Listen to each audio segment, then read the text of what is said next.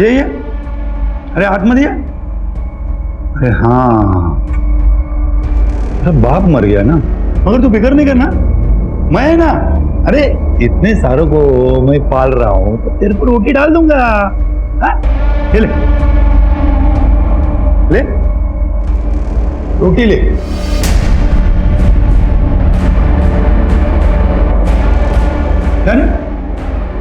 क्या हुआ, दूसरी चाहिए? ये ले ले ले।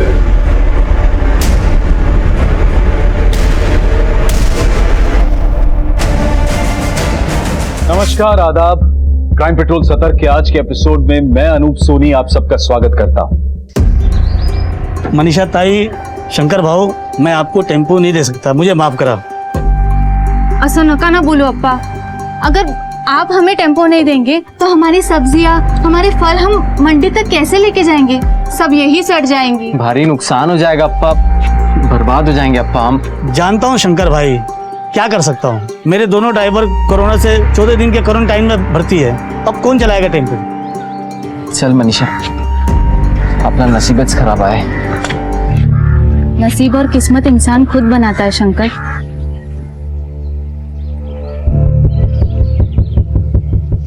अप्पा, तू तेरा टेम्पो मेरे को देगा? तू क्या करेगी टेम्पो? मैं चला कर लेके जाएगी मुंबई। तू मजाक क्यों कर रही है?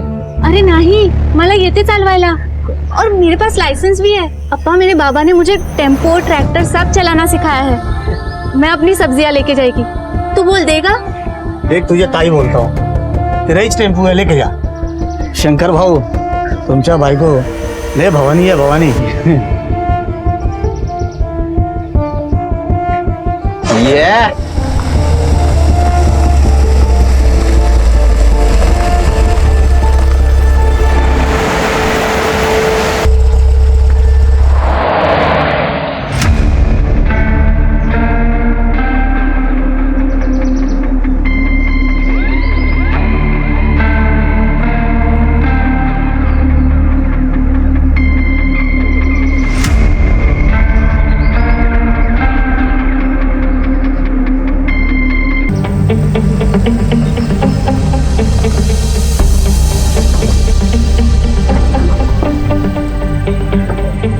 अब इससे क्या हो गया?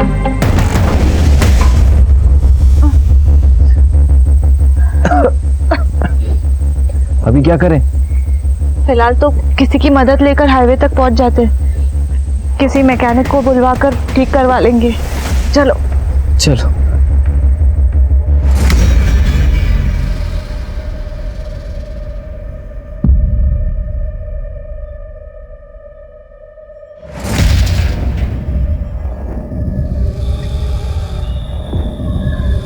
हाँ, 2 सेकेंड।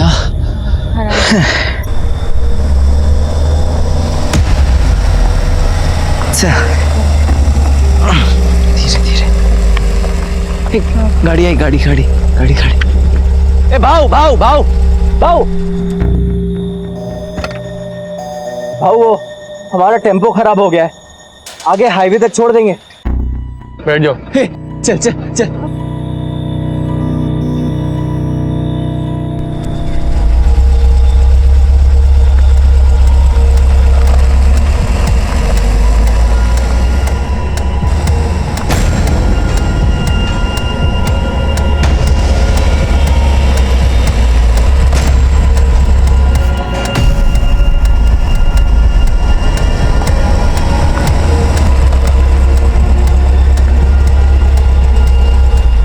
काय झालं भाऊ?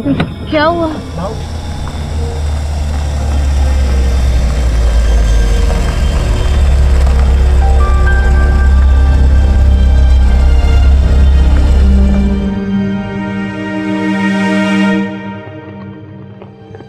अंजली, हे अंजली, आहो आहो, बघा ना, अंजलीला बहुतेक ताप आलाय। काय बोलते? देखो ना, इसका अंग गरम लग रहा है, एक बार देखो ना।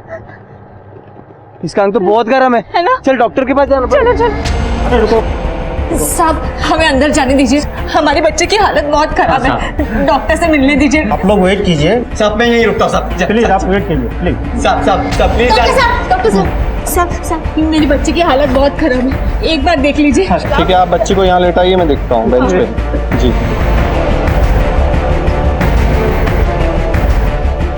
आई am sorry, she is dead.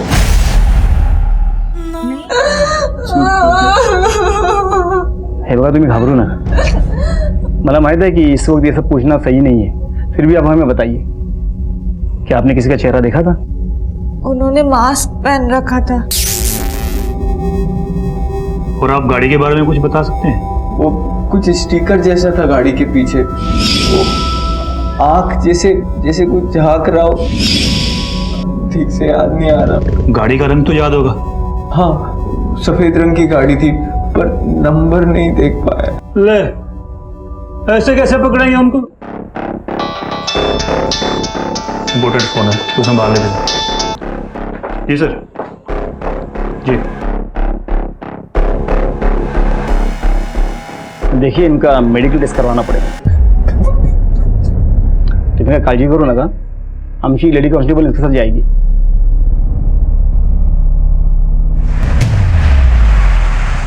Sanjay, बोला।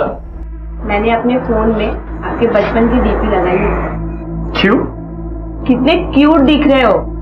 मैं चाहती हूँ कि मेरा होने वाला बेबी तुम्हारे जैसा दिखे, तुम क्यूट और प्यारा। अच्छा।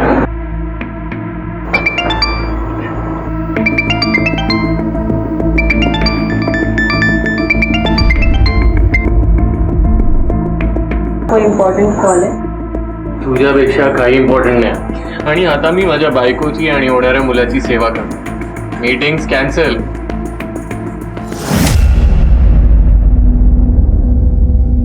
हो, आय नो काम महत्वाचं आहे, पण आता लॉकडाऊन आहे की नाही, तर तसंही लॉकडाऊन मध्ये बाहेर पडता येणार नाहीये।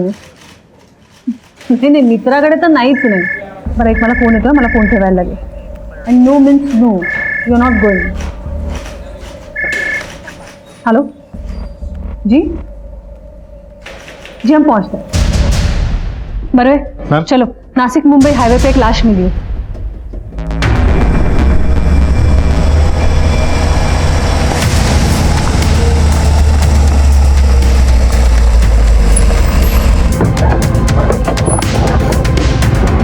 बहुत बुरी हालत है बॉडी की, किसी ने शायद बड़े पत्थर से वार किया है। वाघमारे, जरा आजूबाजू बघा, काही सापडतंय का? मैम, सगळीकडे बघा नीट। हो मैम। इसकी तो गर्दन भी मुड़ी हुई है। बरवे, ये वार इसीलिए किया गया ताकि बॉडी की शिनाख्त ना हो सके।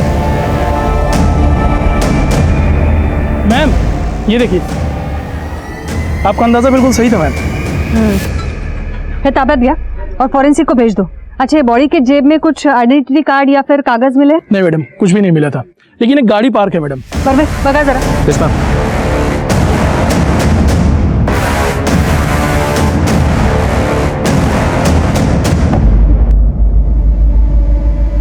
वाघमारे, ये यहाँ से कोई अपना आदमी गुजरा था? नहीं मैम, कोई नहीं गया था। ये बारिश की वजह से यहाँ की मिट्टी गीली हो गई है और ये गीली मिट्टी पर सारे निशान पड़ चुके हैं। मैम, मैम ये फोन मिला। फोन तो लॉक है, लेकिन नोटिफिकेशन से पता चल रहा है 23 मिस कॉल। उठा। कौन बोल रहा है? मैं गौतम पवार, पॉलिटिशियन संजय मंगर का पीए हूँ। पीएसआई साहब से मेरी बात हुई थी संजय साहब के फोन से, और इन्हीं के कहने पर मैं यहाँ आया हूँ। और ये बाहर जो भीड़ लगी है वो? ये मैडम सब संजय साहब के सपोर्टर्स हैं। ये लॉकडाउन में भीड़ जमा करने की जरूरत क्या थी? मैडम, इन लोगों को मुझे बुलाने की जरूरत नहीं पड़ी। ये जितने भी लोग बाहर खड़े हैं ना, ये सब संजय साहब को देवता की तरह पूछते हैं। वाघमारे, बाहेर जरा सांगा सगळ्यांना, लॉकडाऊन आहे, सोशल डिस्टन्सिंग पाळणं फर्ज आहे आम्हाला, आणि थोडं शांतपणे सांगा, प्रकरण नाजूक आहे। Yes sir. शिर्के, त्या वस्तू दाखवा त्यांना। ये चीजें पहचानते हैं?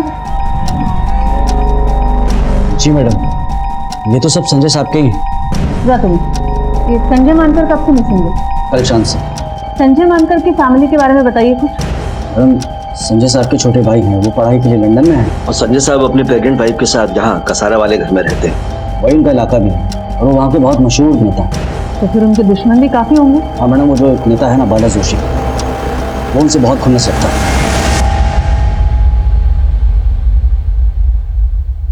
खुन्नस?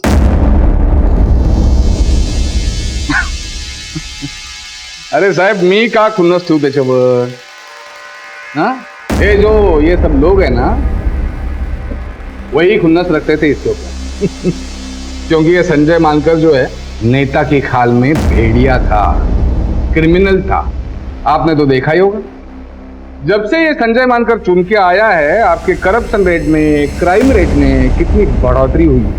इसलिए जब भी ये मुझे खबर पता चली, मुझे हैरानी नहीं हुई। वो क्यों? वो क्यों? पाप का घड़ा इतना भर गया कि फूटना ही था। जिस रात संजय मानकर की मौत हुई, आप कहाँ थे? और कहाँ रहूंगा? लॉकडाउन चल रहा है, घर पे ही था। ये डॉक्टर साहब, कहिए आपकी रिपोर्ट क्या कहती है? ऑफिसर, ऐसा लगता है कि इसके गर्दन पर किसी धारदार हथियार से वार किया गया है और एक ही बार में इसका गर्दन कटकर झुक गया है। इसका मतलब है मौत वार करने के बाद ही हो गई थी और बाद में सर पत्थर से कुचला गया है। जी ऐसा ही हुआ।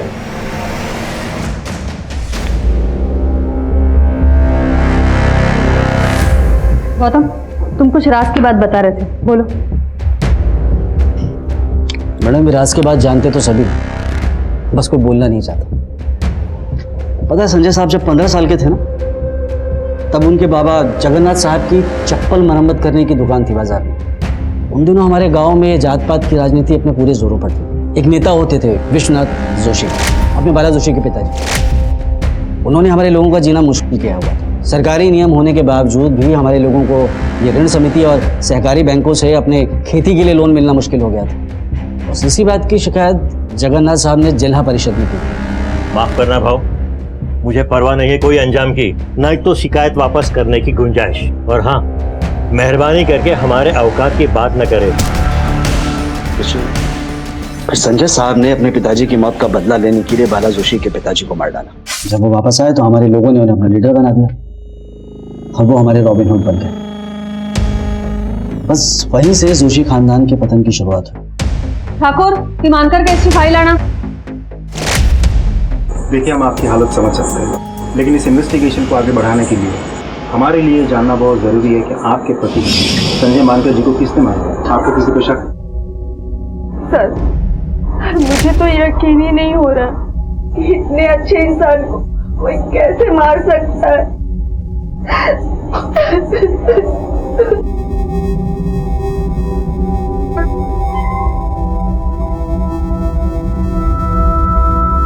Thank you. So mister Gautam, Sanjay मानकर का कोई फ्रेंड सर्कल या फिर करीबी दोस्त जिनके यहाँ वो अकेले जाना पसंद करते थे?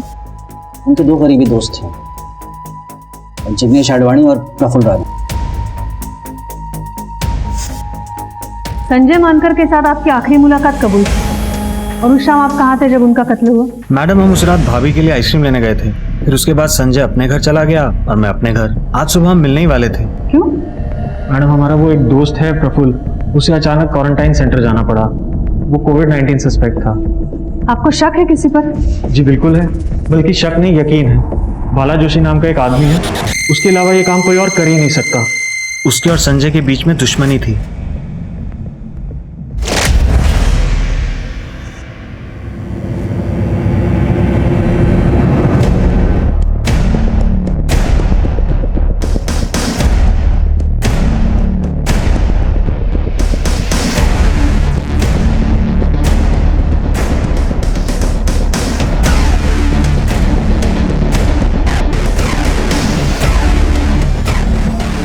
अंजली, हे बघ, मी तुझ्यासाठी काय बनवले, खाएगी ना? तू काय करतेस मनीषा? खा ले।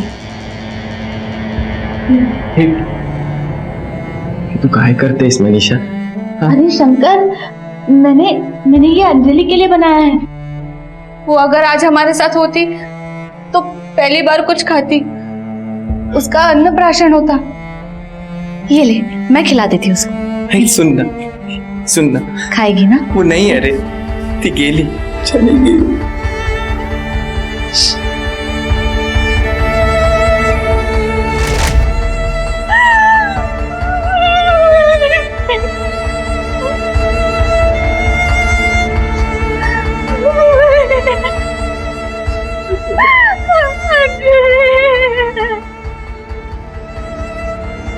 सर बिल्कुल हो जाएगा सर। सर आप चिंता मत कीजिए सर, पक्का पक्का सर, 100%। जी जी सर। सर हाँ बाग बड़े बोला। सर मनीषा का जहाँ पे रेप हुआ था वो सारा एरिया छान मारा, लेकिन वहाँ पे कुछ भी नहीं मिला, ना ही कोई आई विटनेस। कुछ मिलेगा भी नहीं, कोई दम नहीं है उस केस में। सर हमें उस गाड़ी को ढूंढना चाहिए जिस गाड़ी के बारे में शंकर ने हमें बताया था। अरे तुम बूढ़े हो गए हो बूढ़े, कल को वो स्टिकर मैं अपनी गाड़ी पे चिपका दूंगा, तुम तो मेरे पे केस बना दोगे। पंच साहब जाओ चाय के लिए बोलो।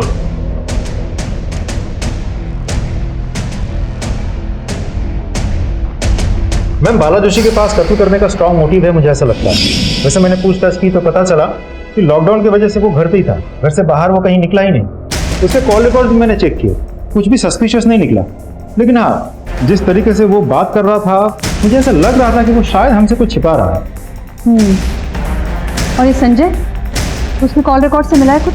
मैम संजय मानकर के कॉल रिकॉर्ड से एक इंटरेस्टिंग बात पता चली है।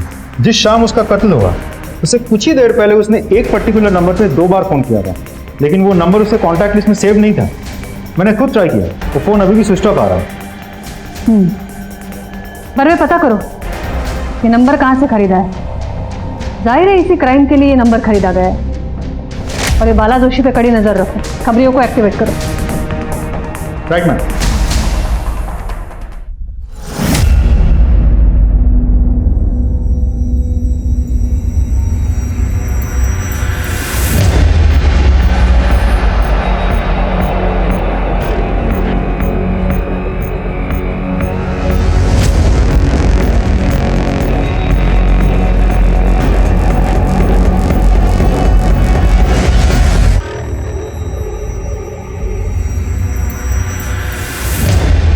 हेलो मैम, एक इंपॉर्टेंट इन्फॉर्मेशन मिली है। बाला जोशी ने हमसे झूठ कहा था कि वो लॉकडाउन के दौरान घर पे ही था। तो फिर ये जाता कहाँ है? अपने खास दोस्त सुदामा गांव के घर, दोनों मिलकर जम के रात को पार्टी करते हैं। सुना है सुदामा के घर पे दारू का बड़ा स्टॉक है। क्या उन दोनों ने उस रात भी पार्टी की थी जिस रात संजय मानकर का कत्ल हुआ था? जी मैम। या सुदामा गांवकरला घेऊन या जरा।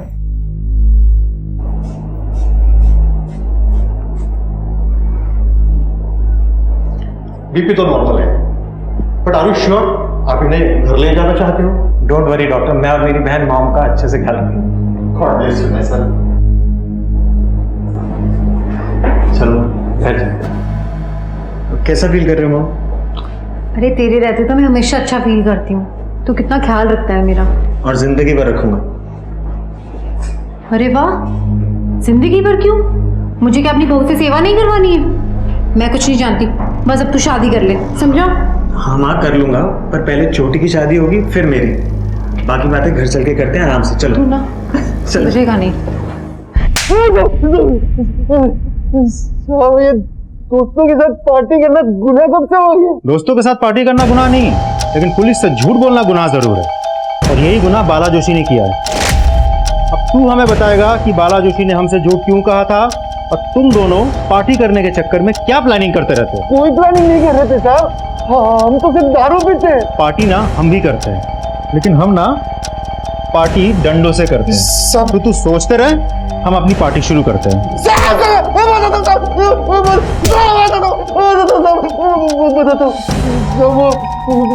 बाला संजय मानकर को मरवाना चाहता था साहब, और तो उसके लिए वो उस कॉन्ट्रैक्ट किलर प्रकाश मानसेकर को सुपारी भी दी थी साहब। वो संजय मानकर बहुत खतरनाक और शातिर है, उसे भनक भी लग गई या वो बच गया तो हमें वो सीधा नर्क भेज देगा, इसलिए काम बहुत सावधानी से करना। वो सब में वो मेरा मोबाइल यूज करता था साहब, और ताकि उसके ऊपर कोई शक ना हो सके, इसलिए। चल नहीं मिला। मैम बाला जोशी फरार हो गया, उसका पूरा घर छान मारा हमने, लेकिन इधर कोई नहीं है।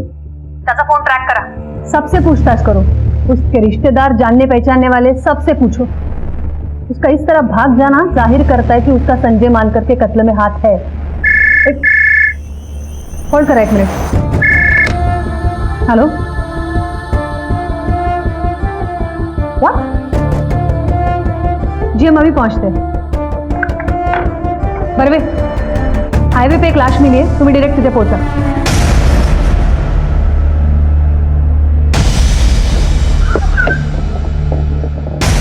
मैम, मैंने बॉडी की शनाख्त कर ली है।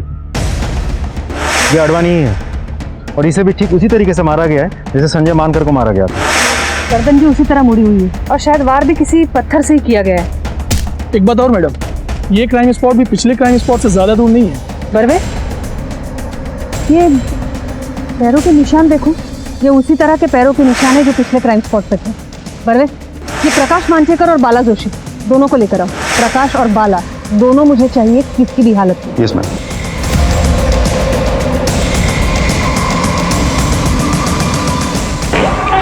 मैम, मैंने हर जगह पूछताछ कर लिया। प्रकाश मांचेकर उसी दिन से गायब है जिस दिन संजय मानकर का कत्ल हुआ था और उसका फोन भी स्विच ऑफ आ रहा है और बाला जोशी का भी कुछ पता नहीं चल पा रहा है। इन दोनों को आसमान खा गया, धरती निकल गई।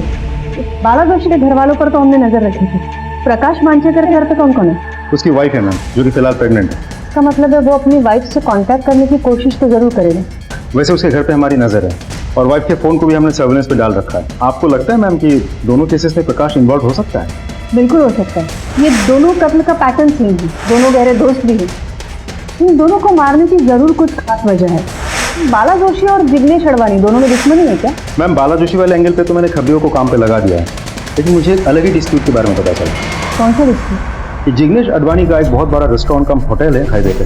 उसी की जमीन पे जिग्नेश का किसी घनश्याम पुरोहित नाम के बहुत बड़े बिल्डर के साथ पिछले कुछ सालों से डिस्प्यूट चल रहा है।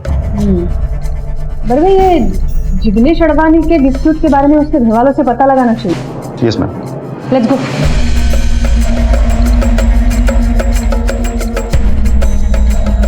क्या आप हमें जिग्नेश और पुरोहित के डिस्प्यूट के बारे में बता सकती हैं? क्या बताऊं मैडम? बाहर आ जल्दी।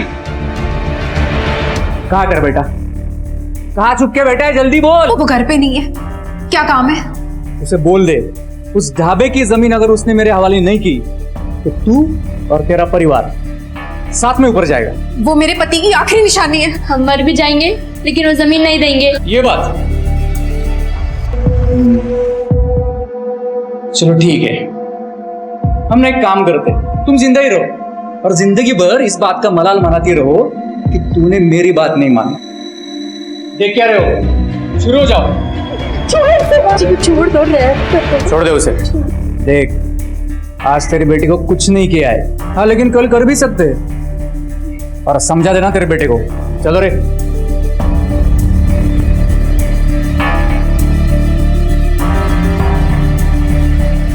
माँ, वो पुरोहित, क्या हुआ माँ? ये उस पुरोहित ने किया?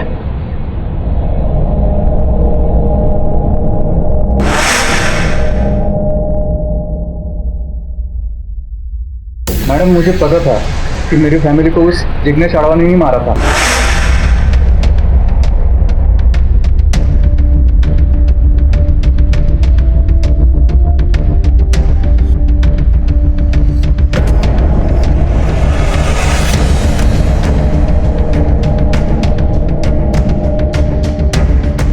लेकिन ये बात मैं दुर्भाग्य से कोर्ट में साबित नहीं कर पाया। तो तू कैसे बच गया? वो मैडम, मुझे दूध से एलर्जी है ना, तो मैंने दूध नहीं पिया और मैं बच गया। तू इतने यकीन के साथ कैसे कह सकता है कि तेरे फैमिली को जिग्नेश नहीं मारा है? हाँ, मैं नहीं मारा है तेरी फैमिली, लेकिन अफसोस ये सब जानकर भी तू कोर्ट में कुछ साबित नहीं कर पाएगा। और हाँ, एक बात और कान खोल के सुन ले, हमारी जमीन के बारे में एक बार और सोचा ना तो तुझे भी तेरी फैमिली के पास पहुंचा दूंगा। बस उसके बाद मैंने उस जमीन को भुला दिया और वो प्रोजेक्ट भी बंद कर दिया। इतनी जल्दी हार मान गया तू? अगर तेरे खिलाफ मुझे एक भी सबूत मिला तो मैं तेरी ऐसी हालत करूंगी कि अफसोस करने के लायक भी नहीं रहेगा तू। और एक बात याद रख, प्राइम सस्पेक्ट है तू हमारा।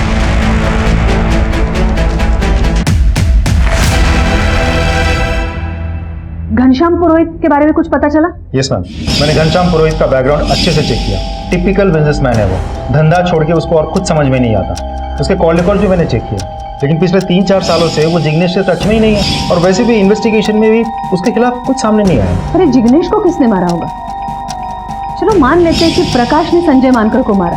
कि इस थ्योरी को सपोर्ट करने के लिए एक फैक्ट है कि जिस दिन कत्ल हुआ उस दिन प्रकाश का फोन लोकेशन क्राइम स्पॉट के नजदीक था, लेकिन फिर वो गायब है। उसका फोन भी ऑफ है और जिसने उसकी सुपारी दी थी वो भी गायब है, बाला जोशी। और उसके पास तो मोटिव भी था। तो जिग्नेश से उसकी क्या दुश्मनी हो सकती है? और कॉन्ट्रैक्ट तो सिर्फ संजय मानकर को मारने का दिया था, तो ये जिग्नेश को किसने मारा? और मारने का तरीका भी बिल्कुल सेम है, वही पैरों के निशान, सब कुछ उन्हीं दो लोगों के निशान। राइट। पर वे चलो मान लेते हैं कि एक प्रकाश है, तो फिर दूसरा कौन है? नहीं, ये घनश्याम पुरोहित को क्लीन चिट नहीं दे सकते हम। उसने भी अपने पूरी फैमिली को खोया है, इतनी आसानी नहीं तो चुप नहीं बैठेगा वो। और तुमने भी तो कहा था कि वो पक्का बिजनेसमैन है, तो हो सकता है उसने पूरे सोच समझ के साथ इन हत्याओं को अंजाम दिया हो। या फिर ये भी हो सकता है कि किसी के थ्रू ये सब करवाया हो। संजय को मारने के बाद प्रकाश को ही जिग्नेश की सुपारी दी है। और हाँ, ये जिग्नेश से रिलेटेड जितने भी लोग हैं, उसकी माँ, स्टाफ, एवरी पॉसिबल पर्सन, सबकी जानकारी निकालो, एक को भी नहीं छोड़ना। मेरे ख्याल से इन दोनों केस से रिलेटेड कोई ना कोई ऐसा हीरा है जो हमारे हाथ जरूर आएगा, जो अब तक हमारे नजर से बाहर है। राइट। एक के बाद एक दो लोग, संजय मानकर और जिग्नेश अडवाणी का कत्ल हो चुका था और इन हत्याओं की गुत्थी को सुलझाने के लिए पुलिस के हाथ कोई भी सिरा नहीं लगा था। जैसे जैसे पुलिस की इन्वेस्टिगेशन आगे बढ़ रही थी, पुलिस के सामने एक के बाद एक कई कड़ियां खुल रही थी। पर अब भी पुलिस का सामना एक ऐसी घटना से होने वाला था जो उनकी अब तक की इन्वेस्टिगेशन का रंग रूप ही बदल देगी। मैम, इस केस की एक बहुत ही इंपॉर्टेंट लीड हाथ लगी है। बाला जोशी की बहन घनश्याम पुरोहित की सेकंड वाइफ है। एक और खास बात पता चली है मैम, गौतम पवार पिछले कुछ महीनों से इस बाला जोशी के कांटेक्ट में था, यहाँ तक के मर्डर्स के बाद भी। और कमाल की बात तो यह है कि उसने कॉल करने के लिए अपने नहीं बल्कि अपने बीवी के फोन का इस्तेमाल किया था, ताकि हम उसे ट्रैक न कर सकें। इंटरेस्टिंग। बड़वे, गौतम पवार को उठा।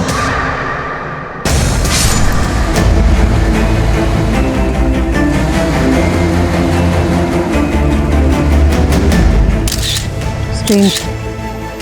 बड़वे, इसका भी सर पत्थर से कुचला गया है, गर्दन भी मुड़ी हुई,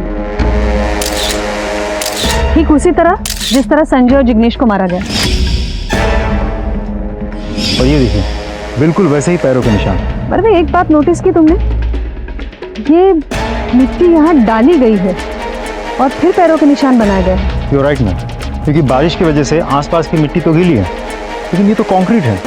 यहाँ पैरों के निशान देख के लग रहा है कि किसी ने जानबूझ के यहाँ मिट्टी डाली है और फिर पैरों के निशान बनाए हैं, ताकि इन्वेस्टिगेशन को मिसलीड किया जा सके। थँक यू ग मनीषा, तू किती छान जेवण बनवतेस. अगं ताई, त्यात काय थैंक यू, ये तो पड़ोसी धर्म है और आप और आपके पति कोई साधारण काम नहीं कर रहे हैं, आप तो सेवा कर रहे हैं। वो क्या बोलते हैं, कोरोना वॉरियर, कोरोना योद्धा है आप। इस कोरोना की वजह से म्युनिसिपल कॉर्पोरेशन में भी डबल ड्यूटी लगा रखी है। ऐसी मुश्किल घड़ी में तुम हमारे बच्चों को संभाल रही हो, उन्हें खाना खिला रही हो और हमारे लिए भी खाना बना रही हो. खरंच ग, मी तुझी खूप आभारी आहे. ताई, आम्ही तुमचे आभारी आहोत. चल मी येते, मला ड्युटीवर जायचंय. हो हो, सावकाश जावा. हो. मैम, हमने प्लान के मुताबिक प्रकाश की बीवी रेशमा का फोन सर्विलेंस पे रखा था. कल रात को उसे एक अननोन नंबर से कॉल आया था. हमने पता किया तो पता चला कि वो प्रकाश का ही नंबर है. प्रकाश के लोकेशन के बारे में भी हमें पता चल गया है. फिलहाल वो मालेगांव में कहीं रुका हुआ है. मालेगांव पुलिस से बात की तुमने? जी मैम. एक काम करो बरवे, तुम खुद जाकर उसे अरेस्ट करो. ये केसेस सॉल्व होने के लिए उसका अरेस्ट होना बहुत जरूरी है. Right ma'am.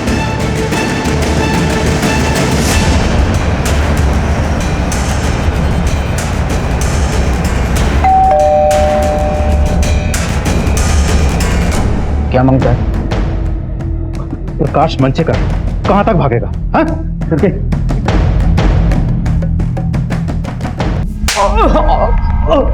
तुम दोनों ने संजय मानकर, जिग्नेश आडवाणी और गौतम पवार को क्यों मारा? नहीं सर, हमने नहीं मारा.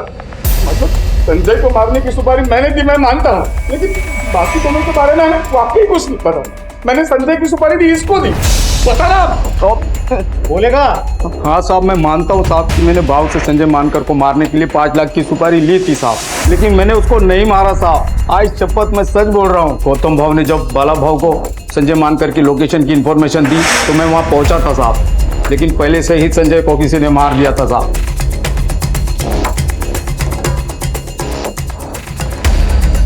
मैंने संजय की लाश को वहाँ देखा, लेकिन वहाँ बहुत ज़्यादा अंधेरा था, मैं ठीक से कुछ देख तो नहीं पाया। अब मैंने नहीं मारा था। तो फिर शहर छोड़ के क्यों भागा था?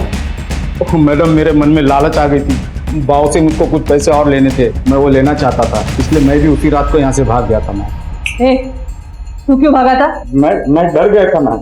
मतलब जब आपने सुदामा को अरेस्ट किया तो मुझे पता चल ही गया था कि एक ना एक दिन आप मुझ तक पहुंच जाएंगे और आपको पता चल जाएगा कि संजय की सुपारी मैंने ही की। जिग्नेश अडवाणी के कत्ल के बारे में क्या जानता है? जिग्नेश के कत्ल के बारे में तो कुछ नहीं जानता मैम, मैंने कुछ नहीं किया। ये पुरोहित तेरा रिश्तेदार है, बहनोई है ना तेरा? हाँ वो बहनोई तो है मैम, लेकिन वाकई मुझे कुछ नहीं पता, मैंने कुछ नहीं किया उसको। गौतम पवार तो तेरा ही जासूस था, फिर उसे क्यों मरवा दिया? मैं उसे क्यों मरवाऊं गौतम को? गौतम तो मेरे लिए काम करता था मैम, मैं क्यों मरवाऊं? आज शपथ मैम, मैं भी कुछ नहीं जानता। मैं तो तभी से मालेगांव में था मैडम, आप चाहे तो वहाँ के लोगों से पूछ सकते हैं, मैं वही था मैडम, मैं कहीं नहीं गया मैडम। आज शपथ मैं सच बोल रहा हूँ मैडम। सर, मनीषा रेप के जो सस्पेक्ट है उनके स्केचेस रेडी हैं। अरे यार, तुम अभी तक उसी लेवल पे अटके हुए हो, इसीलिए तुम्हें अभी तक प्रमोशन नहीं मिला। तुम एक काम करो, ये फाइल लो, घर जाओ, आराम से केस सॉल्व करो। पंच साहब, अरे क्या सर? हाँ सर, जय हिंद सर। हाँ पहुंचते हैं सर। Okay sir. नेताजी की ड्यूटी पे जाना है, इससे मिलता है प्रमोशन, ये तुम्हारे बेकार के रेप केस है नहीं। चलो गाड़ी के लिए बोलो, अरे गाड़ी के लिए बोलो।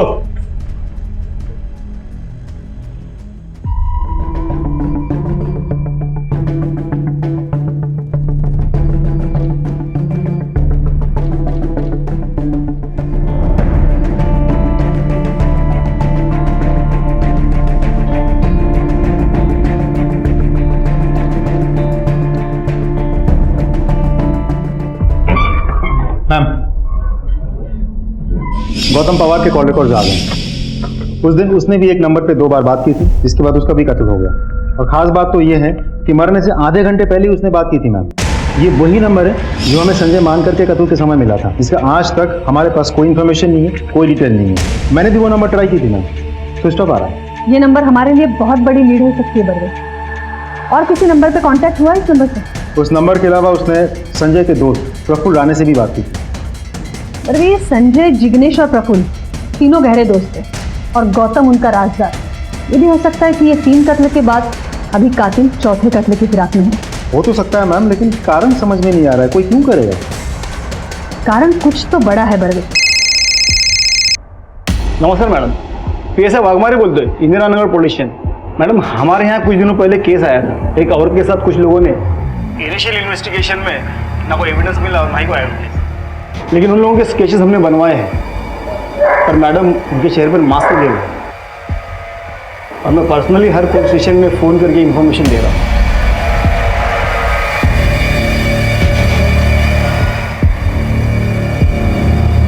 ओके, आप हमें स्केचेस भेज दीजिए। Thank you madam, thank you very much. Barve, काम करा, ये तीनों दोस्तों के CDR मुझे चाहिए। जी मैम। और एक बात, संजय मानकर के कत्ल से 1 महीना पहले की। हो जाएगा मैम, लेकिन कोई खास बात? और ये प्रफुल्ल राणे को कांटेक्ट करो इमीडिएटली। Okay ma'am.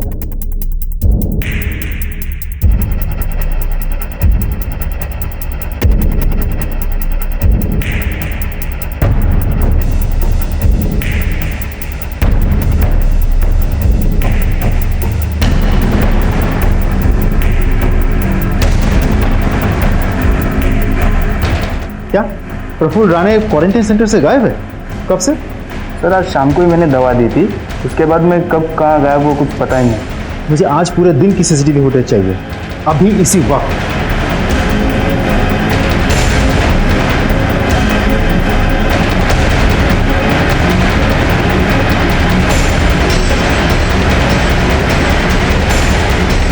बरवे, उस नंबर का पता करो जिस पर फोन किया गया है, और ये भी पता करो कि कौन सी नर्स इस वक्त ड्यूटी करती है। मैम। अरे महेंद्र, ये पता करो कि ये प्रफुल्ल की गाड़ी कौन लेके आ सकता है, कोई ड्राइवर या फिर कोई और। मैम।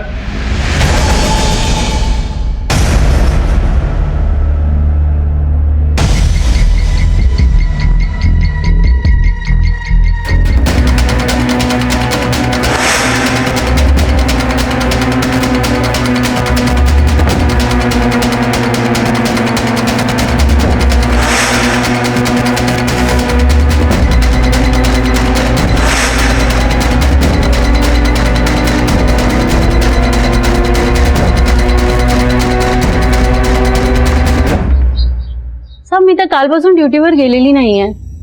वो एक्चुअली मुझे फूड पॉइजन हो गया है. घर का खाना खा के फूड पॉइजनिंग कैसे हो सकता है? और वैसे भी लॉकडाउन की वजह से सारे होटल्स बंद है. आपने खाना कहाँ से मंगवा लिया था? बाहेरून मागवलं नव्हतं. वो मेरी पड़ोसन है ना, मनीषा चौहान, उसने मुझे खाना दिया था और मैंने वही खाया था. उसने आपको खाना क्यों दिया था? सब वो मेरे बच्चों की आजकल बहुत देखभाल करती है और ती त्यांना जेवायला पण घालते. लेकिन मैं मेरा और मेरे पति का खाना घर पे आके बना देती हूँ. वो तो परसों मुझे देर हो गई थी, इसलिए मनीषा ने मुझे खाना दिया था.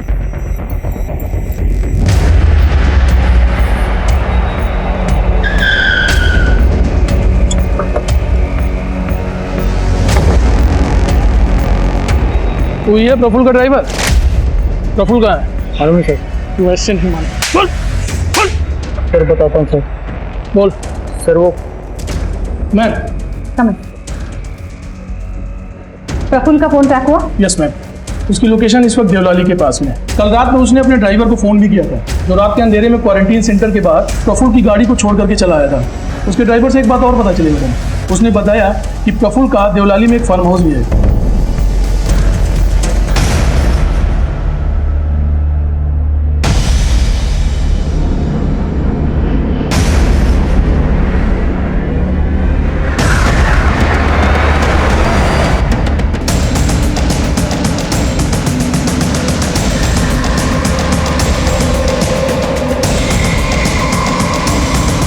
मनीषा, तुम्हें ये सब करने की क्या जरूरत थी?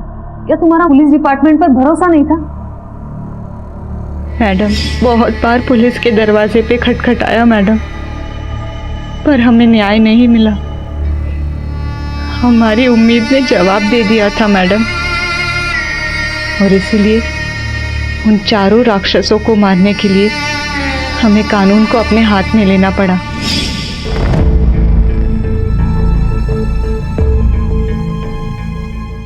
तुमने उन्हें पहचाना कैसे? जिस दिन उन राक्षसों में से एक राक्षस हमारी बस्ती में राशन बांटने आया, उस दिन मैं उसे पहचान गई.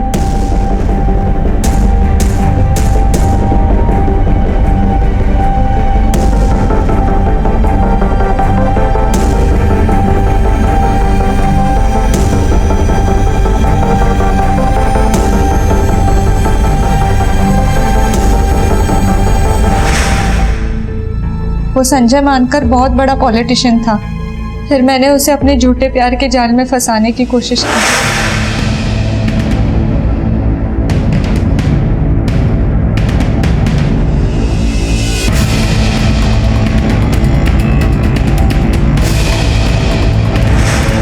हमने पता करने की कोशिश की कि उस रात संजय के साथ और कौन कौन था. फिर हमने एक के बाद एक जिग्नेश और गौतम को मौत के घाट उतार दिया. तभी हमने तो उसे भी मारने का प्लान बना लिया. मनीषा और शंकर, इतना अफसोस हो रहा है तुम्हें देखकर. एक अजीब सा सिलसिला शुरू हो चुका है. विक्टिम्स क्रिमिनल बन रहे हैं और क्रिमिनल्स विक्टिम. अगर सब लोग इस तरह कानून हाथ में लेने लगे तो समाज का क्या होगा? अरे जानवरों से भी बदतर हो जाएगी जिंदगी हमारी.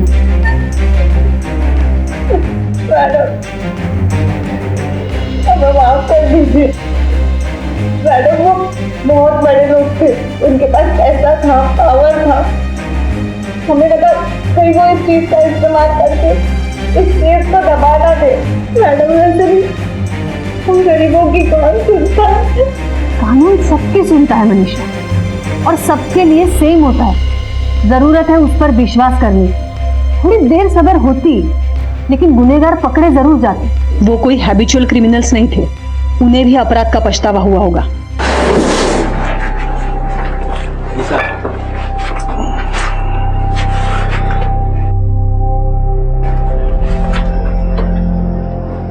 यार कल रात जो हुआ वो अच्छा नहीं हुआ.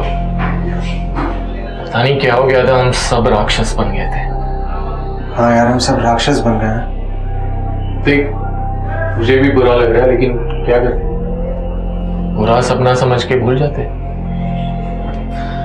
क्या हम कभी इस गेट से बाहर निकल पाएंगे? हर इंसान के अंदर एक राक्षस छिपा हुआ होता है जो हर पल बाहर आना चाहता है. लेकिन हमारी शिक्षा, हमारे संस्कारों की मदद से हम बचपन से उस राक्षस को अपने अंदर दबाए रखना सीखते हैं. पर हमारा गुस्सा और बदले की भावना हमारे अंदर दबे हुए राक्षस को बाहर आने के लिए प्रेरित करती है। संजय मानकर, जिग्नेश अडवाणी और प्रफुल्ल राणे ये कोई हैबिचुअल क्रिमिनल्स नहीं थे, लेकिन उस रात नशे की हालत में उनके अंदर का राक्षस बाहर आ गया और वो एक घिनौना गुनाह कर बैठे। वैसे ही मनीषा और शंकर के अंदर दबी बदले की भावना ने उनके अंदर के राक्षस को हवा दे दी। ये राक्षस आपको जुर्म के ऐसे रास्ते पर लाकर छोड़ता है जहां से वापस आना मुमकिन नहीं होता। देखते हैं हमारे आज के एपिसोड की दूसरी कहानी। सर, हमारी कंपनी की तरफ से आपके लिए 76,000 का प्री अप्रूव लोन पास हुआ है। क्या आप लेना चाहेंगे? No problem sir, no problem. Thank you. आपका दिन शुभ हो।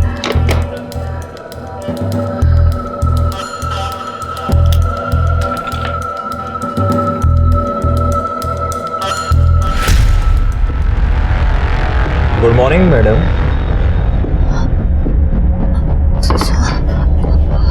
तो ऑफिस आवर्स में सोकर वुमेन कार्ड प्ले कर रहे हैं आप कि मैं प्रेग्नेंट हूँ, बहुत दुखी हूँ, बहुत प्रेशर में हूँ। सॉरी सर, पर मैं कॉल पर ही थी।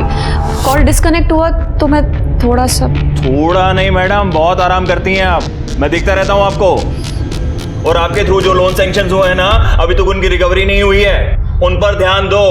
अगर वो रिकवरी नहीं हो तो पैसे सारे तुम्हें भरने पड़ेंगे या फिर जेल जाना पड़ेगा, समझिए आप। Sir please calm down sir, ऐसा नहीं होगा। वो रिकवरी जल्दी हो जाएगी। इंस्टॉलमेंट ऐसा होना भी नहीं चाहिए। अगर वो रिकवरी नहीं हुई ना तो सारे पैसे भुगतने के लिए तैयार है ना। चलो काम करो, और आप लोग भी काम कीजिए।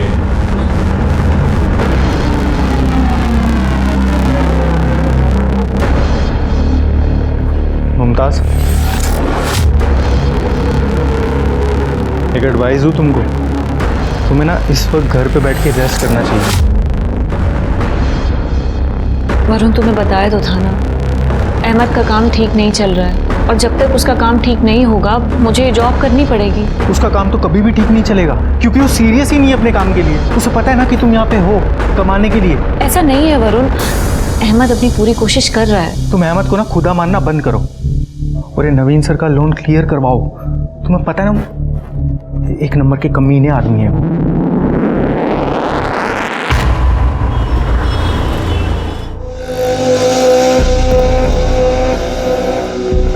अहमद फोन उठाओ। अहमद कहाँ बिजी हो? मुमताज, अभी तक यहीं हो? चलो घर तुम्हें ड्रॉप कर देता हूँ। बैठ जाओ, रात बहुत हो गई है। चलो आराम से। अहमद, मैं वहाँ ऑफिस के बाहर से कब से तुम्हें फोन लगा रही थी और तुमने मेरा फोन नहीं उठाया और मैं वहाँ बेवकूफों की तरह सोच रही थी कि तुम शायद बिजी होगे। So sorry. वो फाइनल मैच आ रहा था, मैं देखने के लिए बैठ के मैं भूल ही गया तुम्हें लेने जाना है। सॉरी। सही, मतलब घर बाहर सब मैं संभालूं और तुम यहाँ आराम से सोफे पर बैठकर दारू पियो, टीवी देखो, बहाने बनाओ। तुम्हें पता है तुम्हारी वजह से रोज नवीन सर सबके सामने मुझे कितना सुनाते हैं वो लोन अमाउंट्स के लिए। तो तुम उसका गुस्सा मुझ पर क्यों उतार रही हो? मैं लोग तुम्हारे पास इसीलिए लेके आया था कि मैं चाहता था तुम्हारा टारगेट पूरा हो। अब वो लोग लोन की किस्त नहीं दे पा रहे, लोन नहीं चुका पा रहे, तो मेरी क्या गलती है? एक तो मैंने तुम्हारी मदद की, ऊपर से तो मुझे सुना रही हो। सही कह रहे हो, गलती तुम्हारी नहीं है, मेरी गलती है। आई एम सॉरी।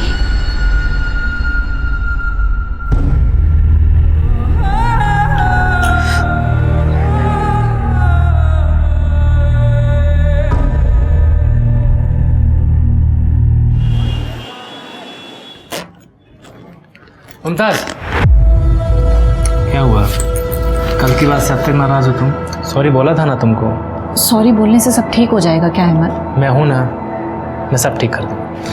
अच्छा सुनो, शुक्ला के लोन की किस्त है, तुम जमा कर देना। चलो। तो ये तुम मुझे क्यों दे रहे हो? शुक्ला से कहो ना कि डायरेक्टली कंपनी को ट्रांसफर करे। अरे तुम जमा करो या कंपनी में जाके जमा करे, बात तो एक ही है। तुम भी तो उसी कंपनी में काम करती हो। हाँ, ये लो। अच्छा सुनो मुमताज, कुछ और दोस्त हैं मेरे, वो भी लोन के लिए अप्लाई करना चाहते हैं, तुम बात करके देखना जरा। अहमद, मुझे नहीं लगता है कि अब नवीन सर मानेंगे, क्योंकि तुम्हारे थ्रू जितने भी लोगों ने लोन लिया है ना, उसमें से आधे लोग इंस्टॉलमेंट देने में गड़बड़ी कर रहे हैं। तो तुम बात तो करके देखना, माने तो ठीक, ना माने तो ठीक। हाँ?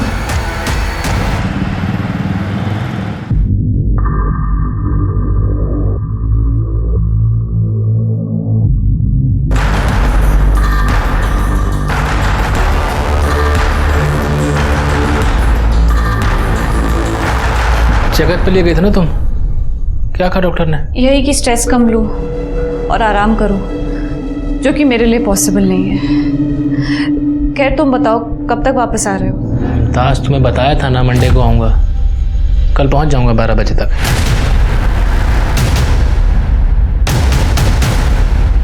अहमद प्लीज़ जल्दी वापस आओ ना, मुझे अच्छा नहीं लग रहा है, बहुत घबराहट हो रही है। मुमताज अब तुम दोबारा शुरू मत हो, आ रहा हूँ ना कल।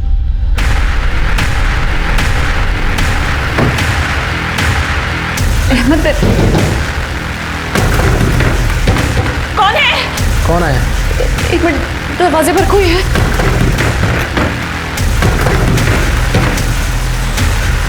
अहमद वो लोग आ गए। कौन आ गया? मुमताज कौन आ गया?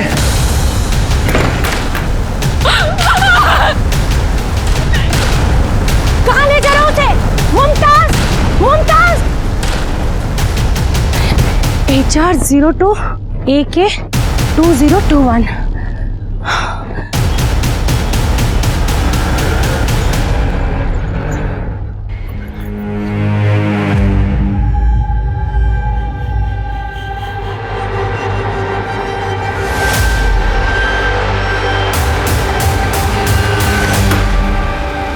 ये सब क्या है? शिवाना आपा, मुमताज कहाँ है? साहब यही है अहमद, मुमताज का शौहर। बेचारी का 8वां महीना चल रहा था साहब, पता नहीं ये मक्कर उसे छोड़कर कहाँ भाग गया था। इन्होंने बताया कि कल 2 आदमी जबरदस्ती आपकी बीवी को घर से उठा के ले गए। क्या? मुमताज ने कभी कुछ बताया था ऐसा? नहीं सर, मैं तो 3 दिन से काम के सिलसिले में बाहर गया हुआ था, अभी लौट रहा हूँ आपके सामने। तुम्हारा फोन क्यों स्विच ऑफ है? और मुमताज का फोन भी बंद है। मुमताज का फोन बंद है ये तो मुझे नहीं पता, और फोन की बैटरी डेड हो गई थी तो रास्ते में बंद हो गया। रास्ते में कोई चार्ज करने के लिए जगह नहीं मिली, इसलिए अभी भी बंद है। साहब कल आदमी जिस गाड़ी से आए थे उस गाड़ी का नंबर मैंने नोट कर लिया था, ये लीजिए। ये गाड़ी तो हरियाणा के रामफल चौधरी के नाम रजिस्टर्ड है। तुमने कभी सुना इस रामफल चौधरी का नाम?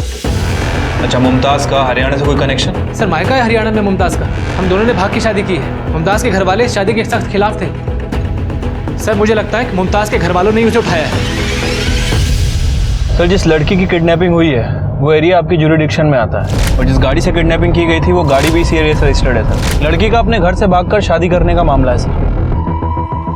ये लोकल लोग घर से भागकर शादी करने को या गैर बिरादरी में शादी करने को गलती नहीं पाप समझते हैं। ये लोग अभी भी पुराने रीति रिवाजों को पकड़ के बैठे हैं।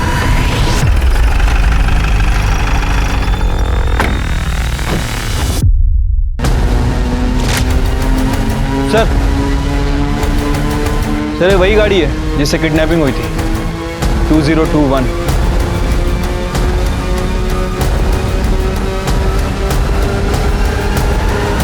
अरे आओ दरोगा, आओ भाग्य मारे। क्या लोगे? चाय पानी कुछ? पता था पुलिस आने वाली है तो पहले ही पंचायत जोड़ ली। दरोगा ये गांव है, यहाँ पूरा गांव दांत कटी रोटी की तरह रहता है। सारे शहर जैसा न है, बगल में कोई रह रहा है सालों से और पता ही नहीं कौन है। या था हमारी रोज की बैठक से।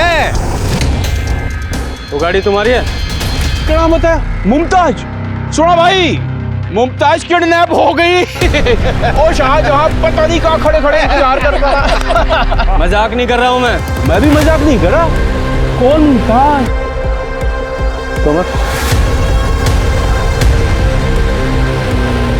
ये मुमताज। ये मुमताज है? तेरा तो मैं ए शांत खड़ा है। मुमताज नहीं, ये ज्योति है मेरी बहू, मेरे बेटे संदीप की लुगाई। और 6 महीने पहले ये भगा कर ले गया था। और भाई चोर का सीना तो देखो कैसे चोड़ा कि पुलिस लेकर आ गया। वो जो मुमताज है ना, ज्योति, जब भागी थी तो उसकी कंप्लेंट हमने की थी। उसकी FI कॉपी है हमारा, ला दिखा। ये देखो जी, ये है वो कॉपी। हमारे गांव का छोरा कपिल परसों दिल्ली गया था, तो वो ज्योति से टकरा गया। उसने आके गांव में बताया कि ज्योति तो दिल्ली में रह रही। तो हम जाके उसे उठा लाए। अब ये बताओ इसमें किडनैपिंग किस बात की? जब उस लड़की का नाम ज्योति है तो तुम मुमताज क्यों बता रहे हो? सर ये लोग ठीक कह रहे हैं, उसका असली नाम ज्योति और मेरा पंकज है। सर हम दोनों नाम बदल कर ही दिल्ली में रह रहे थे। हम अगर नाम नहीं बदलते ना तो ये लोग हमें ढूंढ के जान से मार देते सर, हमारी मजबूरी थी। हाँ जी, हो गई आपकी तसल्ली? अब आपका काम हो गया, आप निकलो यहाँ से। ये हमारे घर का मामला है, हम निपट लेंगे। सर प्लीज, सर प्लीज आप एक बार ज्योति को बाहर बुला दीजिए, उसकी जान को खतरा है सर। अरे उसकी छोड़ तू अपनी सोच। बोले करना यहाँ से, पीछे हम बाहर ही लुकाइए, मैं देख लूंगा क्या करना है। सर ज्योति के पेट में मेरा बच्चा है सर, मेरे बच्चे की जान को खतरा है सर। अरे मार मार का तीसरा बना दूंगा तेरा। उसके पेट में तेरा नाम, मेरा बच्चा है। पेट में मेरा बच्चा है। खाल मसाला मांग रही है तेरी, जैसा बोलेगा नहीं गाड़ दूंगा। शांत खड़ा रहे। जिस औरत को किडनैप करके लाए हो, मुमताज या ज्योति जो भी है, इससे मिलना है और मिल के ही जाएंगे। तुम्हारी बात समझ में? चलो हटो। हमारा घर है, अंदर जाके दिखाओ। दरोगा अंदर तो जा नहीं पाओगे, मैं भी देखूं थारे में भीम कौन है। अरे पीछे हटो।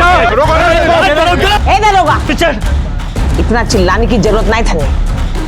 ज्योति हमारा वारिस हमें देख के चली जाए, फिर सुसरी जहां जाना चाहिए, कोई मतलब ना है मन।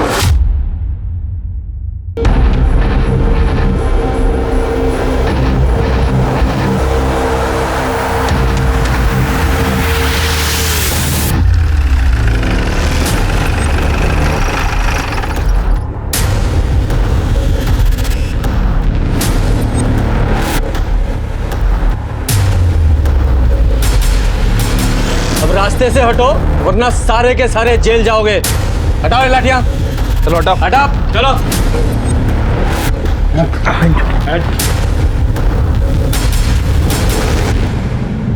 शर्मा, तोमर, ये दोनों कमरे चेक करो।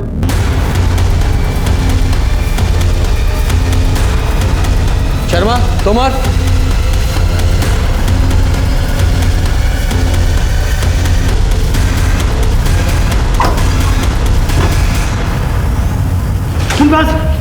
बस कैसे तुम ठीक हो ना बेटा? लेके चलो।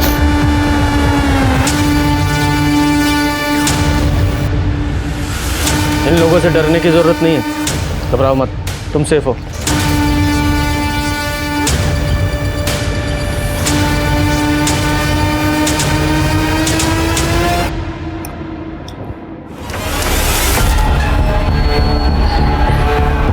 देखिए गांव वालों से तो हमने काफी कुछ सुन लिया, अब आपकी स्टोरी आप बताइए। सर, मेरे बापू एक गरीब किसान है। जमीन के नाम पर एक छोटा सा टुकड़ा है, जिसकी कमाई से घर चलाना बहुत मुश्किल है।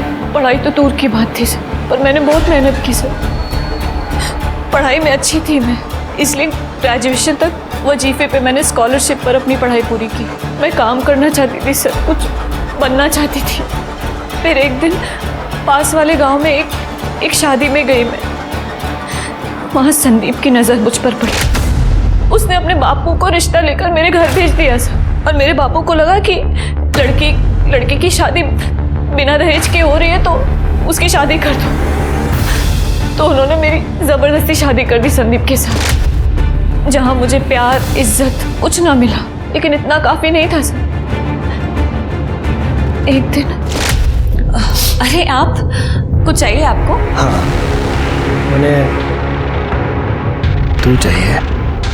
तू तो मलाई की तरह एकदम। छोड़ो मुझे। मेरे साथ भी कर क्या कर रहे हो? पिताजी, छोड़ो मुझे। अरे काहे गला फाड़ रही है छोरी? हैं? ये क्या नारा लगा रखा है? हाँ? नहीं, क्या कर रहे हैं? अरे महाराज छोरा आज्ञाकारी है, इजाजत लेकर ही अंदर आया, समझी? और एक बात कान खोल के सुन ले, अब तो सिर्फ संदीप की लुगाई नहीं है, रिंकू की भी लुगाई है। क्या?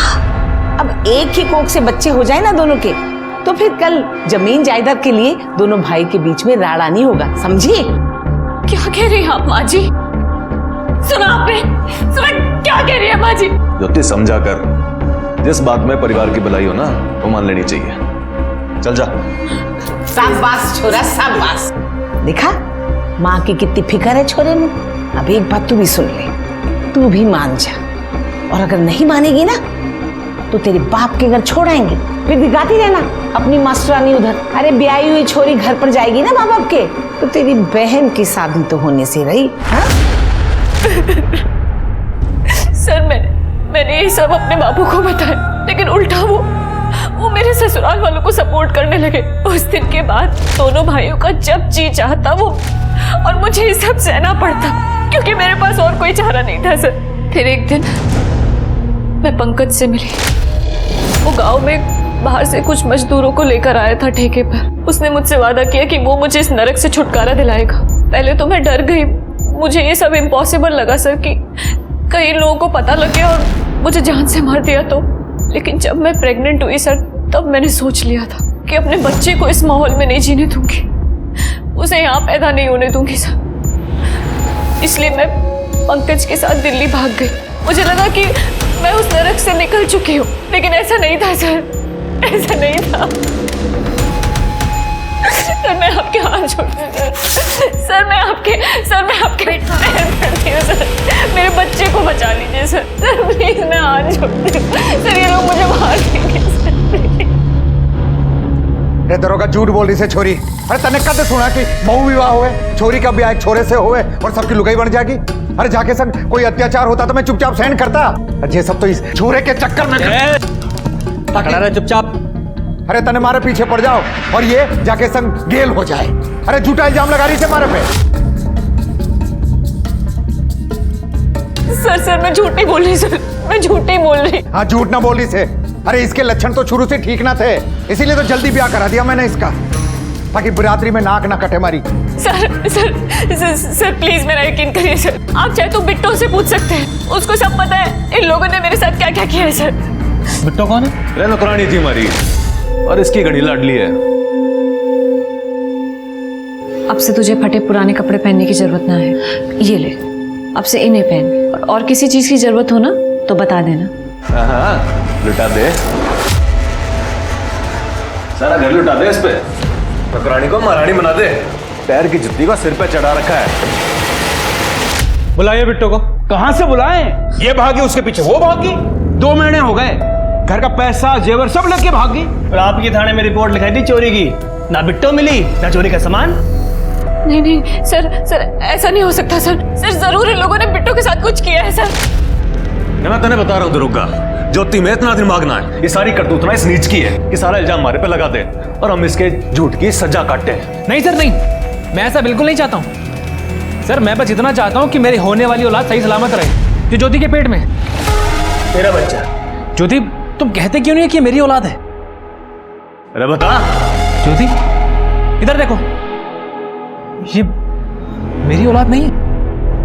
ज्योति तुम्हारे लिए मैं यहां मरने चला आया, इन सब से बचने के लिए तुमने मेरा इस्तेमाल किया। दरोगा जी देख लिया आपने, मैंने पहले ही बताया था आपको कि ये बालक ये संदीप का है और ये है संदीप की लुगाई। और बिना तलाक की ये शादी वैसे भी गैर कानूनी है। हमको कुछ नहीं चाहिए, हमें अपना वारिस मिल जाए, फिर इसकी मर्जी, जहां चाहे वहां चली जाए। चल उठा ले, चल इसको। पंकज प्लीज मुझे अपने साथ ले चलो। पंकज ये लोग मुझे मार देंगे। पंकज प्लीज। सर आपको जो करना है कीजिए, मेरा इसके साथ कोई रिश्ता नहीं है। पंकज बंद करते रहना नाटक। और कितनी बेइज्जती करवाएगी मारी तू? संदीप चल गाड़ी में बैठा इसको। नहीं सर मुझे उनके साथ नहीं जाना है सर। मुझे बचा लीजिए सर, मेरे बच्चे को बचा लीजिए, बहुत डर लग रहा है। ज्योति आप लोगों के साथ नहीं जाएगी, अपने पिता के साथ जाएगी। दरोगा क्या बोल रहा थे? मैं न ले जा सकूं भी नहीं। अरे बिरादरी में हुक्का पानी बंद कराएगा क्या मारा? अरे ब्याही छोरी है, पियर नहीं ससुराल जाएगी। चुप, बकवास नहीं, वरना सब लोगों को हवालात में डालूंगा मैं। ये कानून तुम्हारे समाज के हिसाब से नहीं चलता है, कानून के हिसाब से ये समाज चलेगा। और हाँ, ज्योति को या उसके बच्चे को नुकसान पहुंचाने की सोचना भी मत। लेके जाओ उसे, जा बेटा। और तुम लोग ज्योति का बुरा करने के बारे में सोचना भी मत। और निकलो यहां से, चलो।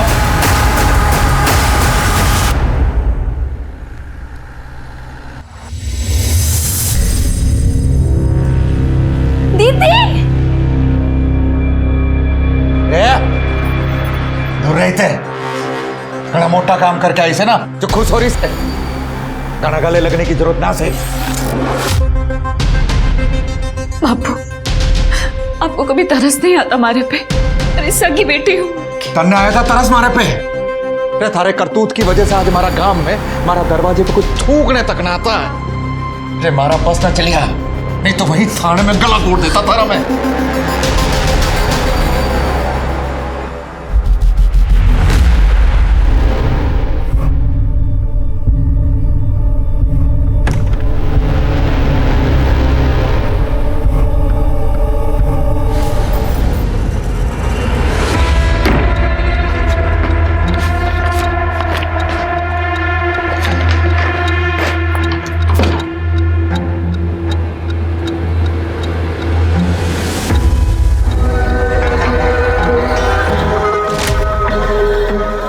घर छान मारा है, कहीं नहीं मिल रहा। यार तो इतनी सी चीज संभाल के नहीं रख सकता? अब गलती की है तो भुगत। अब मुझे तो समझ में ही नहीं आ रहा क्या करूं, तू ही बता दे। मुझसे मत पूछ, जो करना है कर।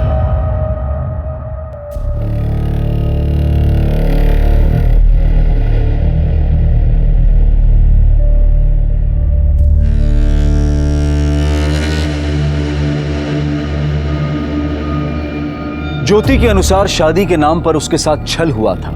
जमीन का बंटवारा बचाने के नाम पर उसे दोनों भाइयों की पत्नी बनाया जा रहा था। एक औरत की बलि चढ़ाई जा रही थी, इसलिए वो अपनी जान बचाकर अपनी इच्छा से अपनी जिंदगी जीने के लिए घर से भाग निकली। लेकिन पुलिस के सामने यह साबित होना बाकी था कि ज्योति बहु विवाह यानी कि पॉलीगैमी का शिकार थी या नहीं।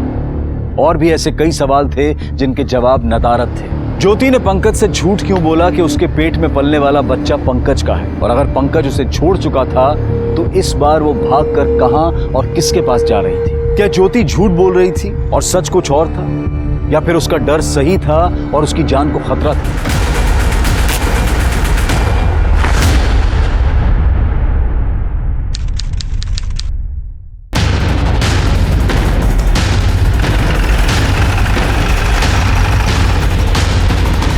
और ये इन्होंने तो मिसिंग कंप्लेंट भी नहीं लिखवाई। क्या कंप्लेंट लिखवा था? मन ने तो पता था, फिर से भाग जागी। कब गायब हुई थी? 4 दिन पहले सवेरे नींद से उठे तो घर में ना दिखी, समझ के भाग गई। शोर इसलिए नहीं मचाया कि बेइज्जती हो जाती। अच्छा राम मर गई। इसके चाहने वाले तो गांव में आने लगे थे, उनके कारण और मिट्टी पलीत हो रही थी हमारी। मतलब कोई आया था? मैंने अपनी आंखों से देखा था।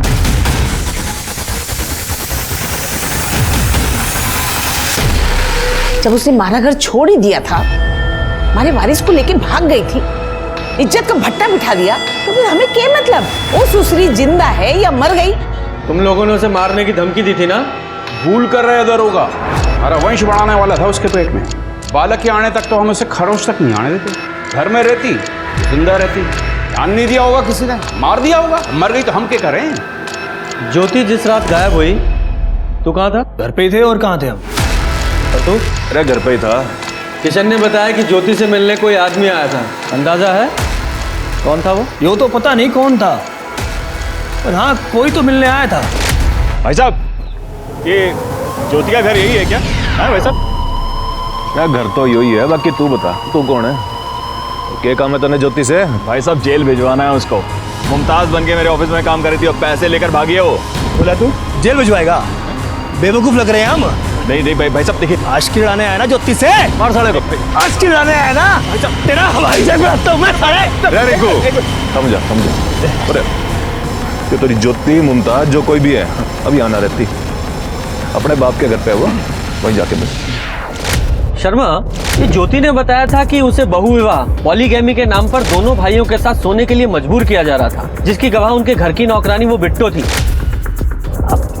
ज्योति झूठ बोल रही है सच बोल रही है, ये जानने के लिए बिट्टो का मिलना बहुत जरूरी है। लेकिन सर ज्योति के ससुराल वालों ने कंप्लेंट लिखवाई थी कि बिट्टो उनके घर पे चोरी करके भागी। तुम्हें लगता है ये ज्योति के ससुराल वाले सच बोल रहे? हेलो, क्या? ठीक है सर, दिल्ली से पीएसआई तोमर का फोन था। पंकज अपने घर से गायब है या गायब कर दिया गया है? शर्मा, इस पंकज के कॉल रिकॉर्ड्स और मोबाइल लोकेशंस निकालो और अपने खबरियों को अलर्ट करो। ये बिट्टो और इस पंकज दोनों का मिलना बहुत जरूरी है। इतनी जल्दी क्यों है तने मरने की? एक बार मारा काम हो जाने दे, फिर तेरी यो इच्छा भी पूरी कर दे। इसलिए खा पी के तू मस्त रह। नहीं, मुझे जाने दो, मैं किसी को कुछ नहीं बताऊंगी। मुझे जाने दो यहाँ से। यो तेरी सजा है जिसे तुझे भुगतना पड़ेगा। मुझे नहीं खाना।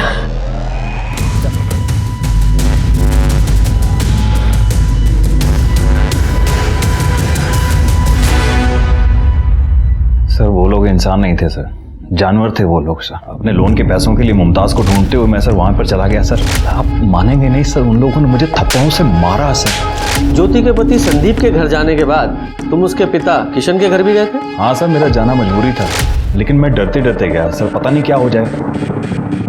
देखो मैं कुछ नहीं जानता हूँ, लोन के पैसे वापस दिलवा दो वरना मैं पुलिस में कंप्लेंट कर दूंगा कि तुमने कंपनी के साथ फ्रॉड किया है। सर मैंने कोई फ्रॉड नहीं किया है सर, प्लीज मेरा यकीन करिए सर। अगर आप मुझे यहाँ से निकालने में मेरी मदद करेंगे ना तो मैं वादा करती हूँ आपके पैसे वापस दिलवा दूंगी सर।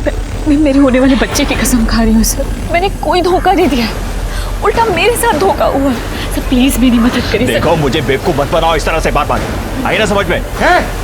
कौन है तू? सर वो गिड़गिड़ा रही थी सर, बच्चे की कसम खा रही थी। मुझे समझ में नहीं आ रहा कि फ्रॉड उसने किया या फिर किसी और ने किया। एक्चुअली ये फ्रॉड था क्या, और तुम्हें क्यों लगता है कि ज्योति उसमें इन्वॉल्व थी? ज्योति मेरे यहाँ पर लोन डिपार्टमेंट में काम करती थी। जितने भी ये लोन सैंक्शन हुए हैं ना, सब उसी के थ्रू हुए हैं। सर ये 2 लाख के लोन का एप्लीकेशन फॉर्म है और कुछ डॉक्यूमेंट्स हैं, आप चेक कर लीजिए। पेपर्स तो सब क्लियर हैं, लेकिन रिटर्न की गारंटी क्या है? सर रिटर्न की गारंटी के लिए वो अपने लैंड के पेपर्स डिपॉजिट करेंगे, और मेरे शौहर के अच्छे दोस्त हैं, फ्रॉड नहीं है। अच्छा, इन सारे लोन्स में उसके पति पंकज अहमद वो भी इन्वॉल्व था? हाँ सर, ज्योति ने बताया था कि जितने भी क्लाइंट थे वो उसके पति के थ्रू आए थे। शुरू में तो सर उसने EMI प्रॉपर टाइम पे करवा करना सर मेरा विश्वास जीत लिया, लेकिन अभी 4-5 महीने से सर लोन की एक भी EMI नहीं आ रही है सर, और यही अमाउंट मेरा कुछ 26 लाख रुपए अटका पड़ा है सर। 26 लाख? जी हाँ सर, इतना बड़ा अमाउंट था, इसलिए सर मुझे ज्योति के ऊपर प्रेशर डालना जरूरी हो गया था सर। जो लोन आपके थ्रू सैंक्शन हुए हैं ना, वो रिकवरी नहीं हुई ना, तो पैसे सारे आपको भरने पड़ेंगे या फिर जेल जाना पड़ेगा, समझिए आप? और सर फिर वो एक दिन अचानक गायब हो गई और मुझे डाउट हो गया। मैंने सारे पेपर मंगवाए और चेक किया, और सारे पेपर सर फर्जी निकले। जिन अकाउंट्स में लोन ट्रांसफर हुए वो अकाउंट्स भी फर्जी निकले। ये सारे लोन्स जो भी ज्योति के थ्रू सैंक्शन हुए थे, उनके सारे डॉक्यूमेंट्स और वो लोन का पैसा जिन जिन अकाउंट्स में ट्रांसफर हुआ था, सबकी डिटेल्स चाहिए अर्जेंट।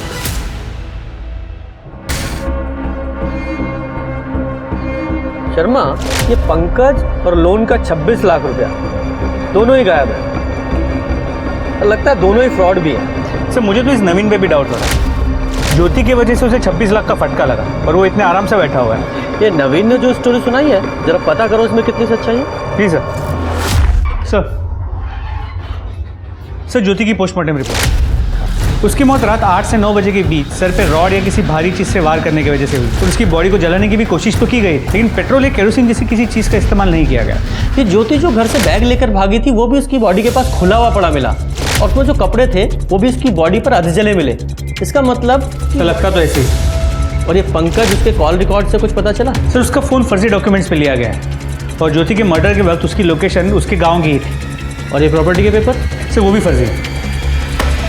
कुछ फर्जी, ये सिम कार्ड ये भी फर्जी डॉक्यूमेंट पे लिए गए, ये प्रॉपर्टी के पेपर्स फर्जी, यहाँ तक कि बैंक के सारे अकाउंट वो भी फर्जी डॉक्यूमेंट पे खोले गए। पता करो ये सारे अकाउंट्स किसने और कैसे खुलवाए, और ये भी पता करो उन सारे अकाउंट से किसने और कब कब पैसे निकलवाए। इसी से इस पंकज और ज्योति के फ्रॉड का पता चले शायद। जी सर। और सुनो, ये बिट्टो, इसका कुछ पता चला? सर नहीं, हमारे खबरी काम कर रहे हैं, लेकिन अब तक कोई इन्फॉर्मेशन नहीं मिल पाई। हमने गांव के लोगों से भी ये पॉलीगेमी बहु विवाह के बारे में पूछताछ करने की कोशिश की। सब लोग ज्योति के भागने को गांव की इज्जत के साथ जोड़ रहे हैं, कोई कुछ नहीं बता रहा। शर्मा, ये तो पता करना पड़ेगा कि ज्योति घर से भागने के लिए झूठ बोल रही थी या सचमुच में ऐसा था कि दोनों भाई उसे बीवी बनाकर उसके साथ रेप कर रहे थे। तो बिट्टो को ढूंढना पड़ेगा, क्योंकि वही असली सच्चाई था।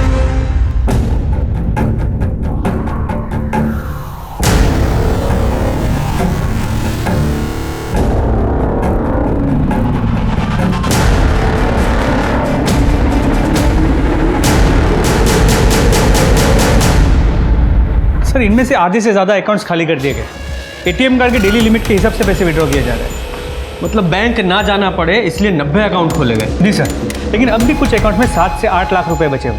उन्हीं में से एक अकाउंट में से ज्योति के मर्डर के बाद ATM में से 25,000 रुपये विड्रॉ किए गए। शर्मा, उस ATM का पता करो जिससे पैसे निकाले गए, और उस ATM की CCTV फुटेज भी निकलवाओ। सर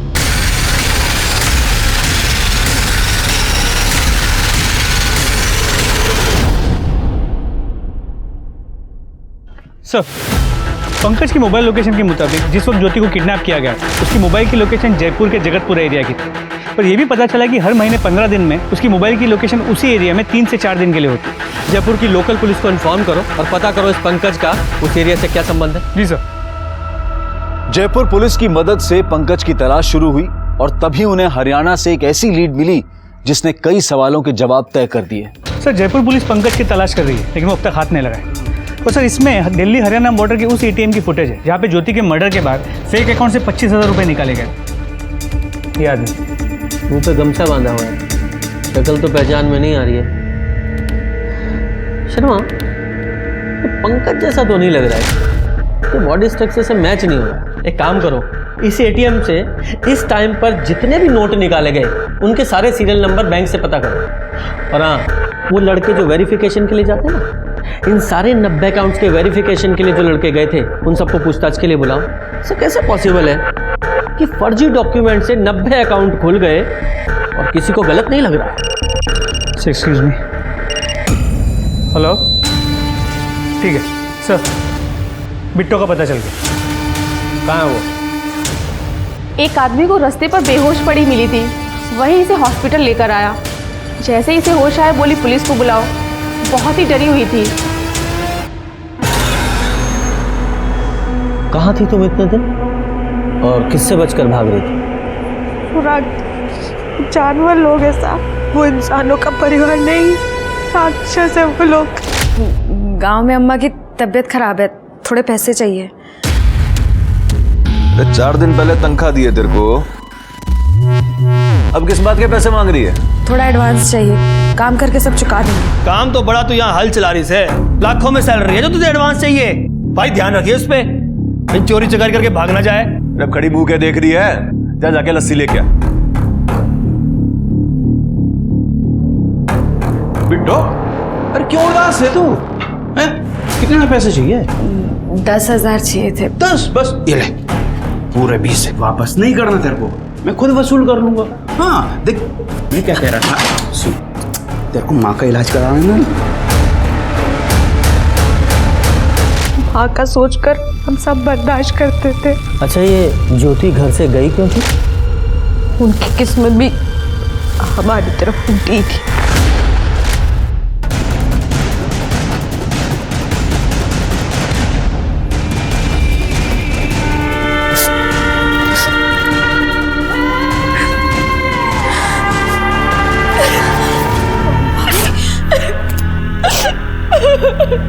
जमीन बचाने के नाम पर भेड़िया लोग भाभी के साथ जबरदस्ती करते थे। दोनों भाइयों के लिए एक ही बीवी ऐसा बहुत सही किया उन्होंने, वहां से भाग गए। कि भागने के बाद उन लोग की बहुत बेइज्जती, और ये झूठी इज्जत बचाने के लिए वो लोग भाभी को मारने के लिए ढूंढ रहे।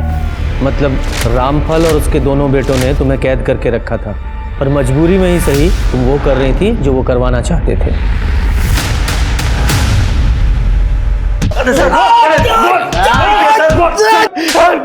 तेरे इन दो नालायकों ने पहले ज्योति की जिंदगी बर्बाद की और तूने बिट्टो की। जब ज्योति से वारिस चाहिए था तो उसे मारा क्यों? हमने उसे नहीं मारा, हमें तो बच्चे के आने का इंतजार था। अगर तूने नहीं मारा तो तेरे नालायक बेटों ने मारा होगा ना? क्यों?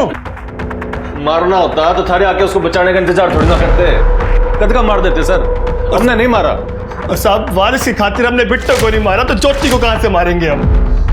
शर्मा, ये इतनी आसानी से नहीं बताएंगे, हड्डियां तोड़ो इनकी। सर सच बोल रहे हैं सर। सर हम लोग कॉन्ट्रैक्ट बेस्ड काम करते हैं, टारगेट पूरा नहीं होता तो सैलरी भी नहीं मिलती, इसलिए जो भी व्यक्ति जहाँ बुला लेता है वेरिफिकेशन के लिए वहाँ चले जाते हैं। उन लोगों को देखोगे पहचानोगे? हाँ सर श्योर, पहचान लेंगे।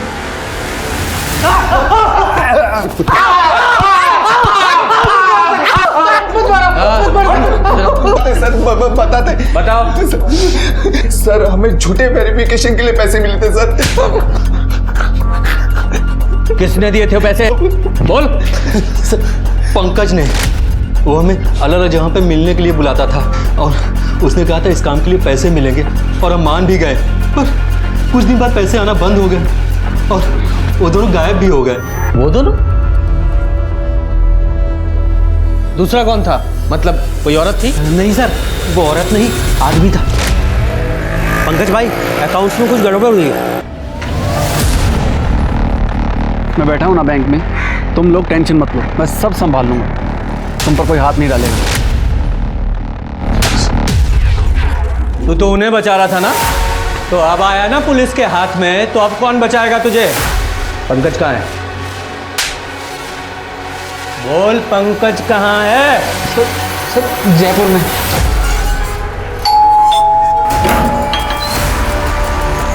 जी पंकज यही रहता है? कौन पंकज? यहाँ मैं, मेरी बेटी और मेरे हस्बैंड रहते हैं, और उनका नाम पंकज नहीं निखिल है। वो देखिए, वो आ रहे हैं।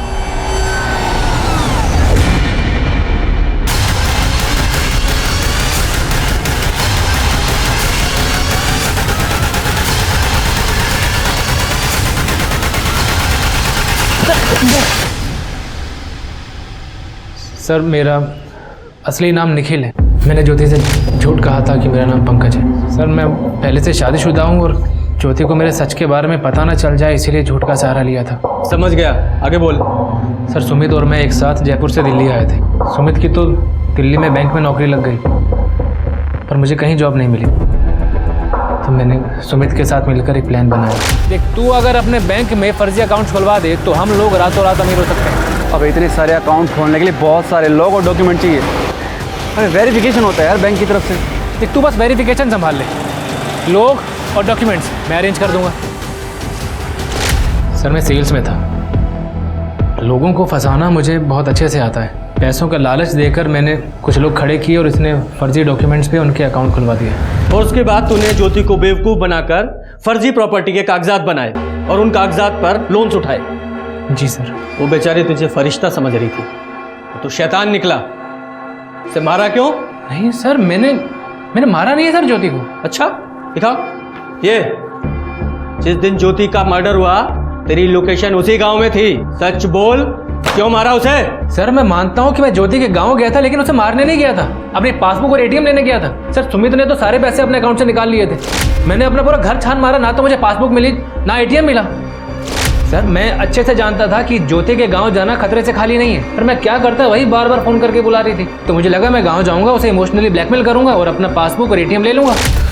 तुमने मुझसे झूठ बोला, फ्रॉड किया मेरे साथ। देखो, तुम्हें अगर पासबुक और एटीएम चाहिए ना, तो बदले में तुम मुझे यहाँ से ले चलो। सोच लो पंकज।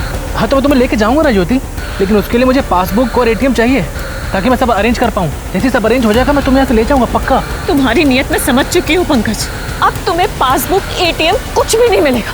और सर उसके बाद ज्योति वहाँ से चली गई। मेरे फंसे हुए पैसे मिलने का कोई चारा ही नहीं था। और सर मैं जानता था कि ये फ्रॉड का केस एक दिन सामने ज़रूर आएगा, इसलिए मैं चुप बैठ गया था। पर सर मैं कसम से कह रहा हूँ सर, मैंने ज्योति को मारा नहीं है सर। अगर ये पंकज सच बोल रहा है तो इसका मतलब ये है कि ज्योति को किसी गांव वाले ने या उसी के घर वाले ने मारा है, जिसे पता था कि ज्योति के पास पासबुक और एटीएम कार्ड है, क्योंकि एटीएम से पैसे ज्योति के मरने के बाद ही निकाले गए। सर मैं एक काम करो, जरा गांव में पता करो कि कौन है जो अचानक से अमीर बन गया है और पैसे उड़ा रहा है। जी सर।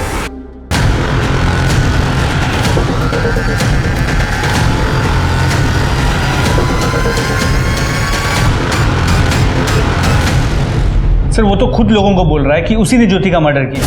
जोर शोर से शादी की तैयारियां चल रही, पर एडवांस में वही सीरियल नंबर के नोट्स बांट रहा है जो ज्योति के मर्डर के बाद एटीएम से निकाली गई। उठाओ इसे। तो बता, क्यों मारा अपनी बेटी को? कभी न मैंने नहीं मारा, हमारी छोरी ने। अच्छा, जो तो खुद ही बताता हुआ घूम रहा है पूरे गांव में कि मैंने अपनी बेटी को मार दिया, वो क्या है? अरे वो तो इज्जत की खातिर झूठ बोलना पड़ेगा। रुका, अरे अपने गांव में बिरादरी की इज्जत की खातिर अपनी छोरी ज्योति का खून मैंने अपने हाथों से कर दिया। अच्छा? और वो झूठ मैंने खुद फैलाए थे, तभी तो बबलू का बाप बबलू और प्रिया की शादी के लिए तैयार हो गया। इतने सारे पैसे तेरे पास आए कहां से?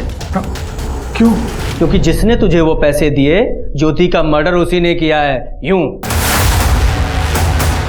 तो ज्योति को मारने के बाद एटीएम से पैसे तूने निकाले थे।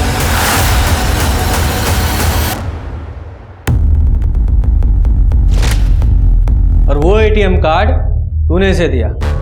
हाँ, क्योंकि मेरी शादी ना होने में सिर्फ दो ही प्रॉब्लम थी, एक पैसे की और एक दीदी के वजह से जो हमारी बदनामी हुई थी उसकी। पर इन्हीं दो वजह से बबलू के बापू हमारी शादी को ना करा रहा था, और फिर दीदी ने एटीएम दे के और पासबुक दे के हमारी पैसे की प्रॉब्लम सॉल्व कर दी थी। छोटी, मुझे माफ़ कर दे, हमारी वजह से तेरी शादी टूट गई। ये सब हमारी वजह से हुआ है ना, अब मैं ही इसे ठीक करूँगी। ये ले पासबुक और एटीएम कार्ड। इस अकाउंट में ना कम से कम 7-8 लाख रुपए हैं। इससे तेरी और बबलू की शादी धूमधाम से हो जाएगी। फिर मैंने बबलू को बताया कि हमारी पैसे की प्रॉब्लम सॉल्व हो गई है, तो इसने कहा पैसे तो हो गए, पर जो दाग इज्जत पे लग गया उसका क्या?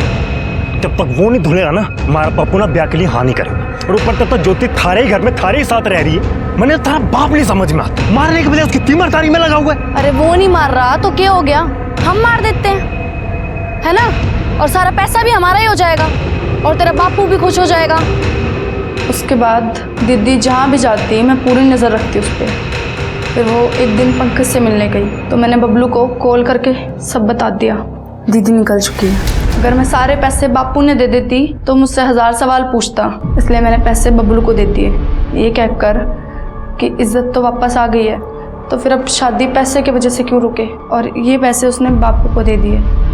और वैसे भी मेरी शादी दीदी की वजह से टूटी थी, हमारी बदनामी हुई थी, पहले जैसा सब करना था, तो इसलिए मार दिया दीदी को। अब जाओ जेल, वहीं निकलेगी तुम्हारी बारात। हम सुधरेंगे तो समाज सुधरेगा। हम गलत बातों, गलत चीजों के आगे घुटने नहीं टेकेंगे, आवाज उठाएंगे तो समाज बदलेगा। अब मैं अनूप सोनी आपसे विदा लेता हूं, फिर मुलाकात होगी क्राइम पेट्रोल सतर्क में एक और नए केस के साथ। तब तक अपना और अपने परिवार का ख्याल रखें, सतर्क रहें, सुरक्षित रहें और देखते रहें क्राइम पेट्रोल सतर्क।